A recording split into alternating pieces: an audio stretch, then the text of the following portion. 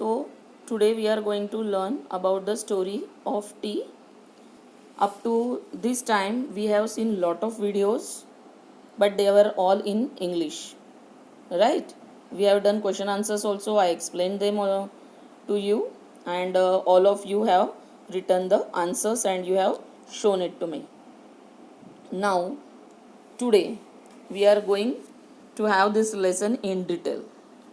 The story of tea. Let us begin with a question. Can you name the most widely consumed beverage in the world after water? So here writer ने question पूछा है आप लोगों से, सभी readers से, कि क्या क्वेश्चन पूछा है कि आप लोगों को दुनिया में पानी को छोड़कर और कौन सा बेवरेज पता है जो बहुत ज़्यादा लोगों को पसंद है. ओके, तो फिर क्या हुआ कि राइटर ने आपको क्वेश्चन पूछा है कि आफ्टर वाटर आप लोगों को पता है क्या कि दुनिया में सबसे फेवरेट ऐसा बेवरेज जो कंज्यूम किया जाता है. बेवरेज यानी हमने पहले देखा था, आप लोगों ने बहुत सारे बेवरेजेस के नाम भी बताए हैं, है ना. बेवरेज यानी हिंदी में हम लोग उसे पेय कहते हैं, जो ड्रिंक कर सकते हैं हम लोग. तो आपने बताया कि चाय है, कॉफ़ी है, देन लस्सी है, दूध है, कोकोनट वाटर है, लाइम वाटर है, सो मेनी. अब यहाँ पे राइटर ने फिर क्वेश्चन पूछा है आप लोगों को कि कौन सा बेवरेज जो सबसे ज़्यादा लोकप्रिय है या दुनिया में सबसे ज़्यादा कंज्यूम यानी यूज़ किया जाता है या पिया जाता है.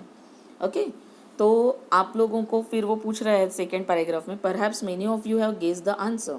आप लोगों में से बहुत सारे लोगों ने आंसर भी गेस कर लिया होगा. और the most popular beverage in the world is T. और वो क्या है सबसे फेवरेट बेवरेज या पॉपुलर बेवरेज? टी है. यानी दुनिया भर के लोग चाय को सबसे ज़्यादा पसंद करते हैं.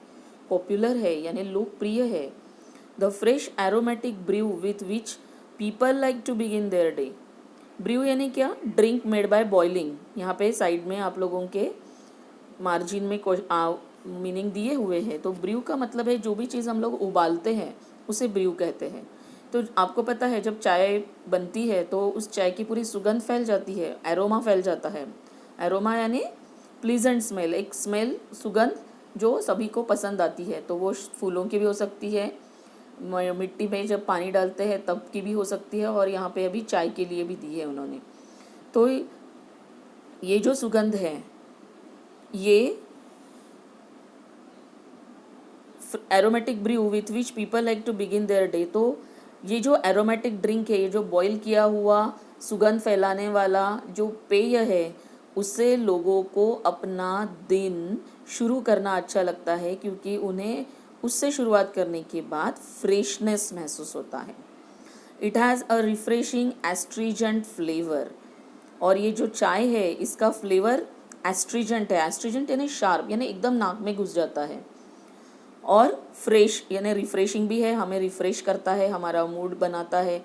सुबह सुबह बहुत सारे लोगों के अपने डायलॉग सुने होंगे, अरे जब तक पेट्रोल नहीं डालो गाड़ी चलती ही नहीं है हमारी.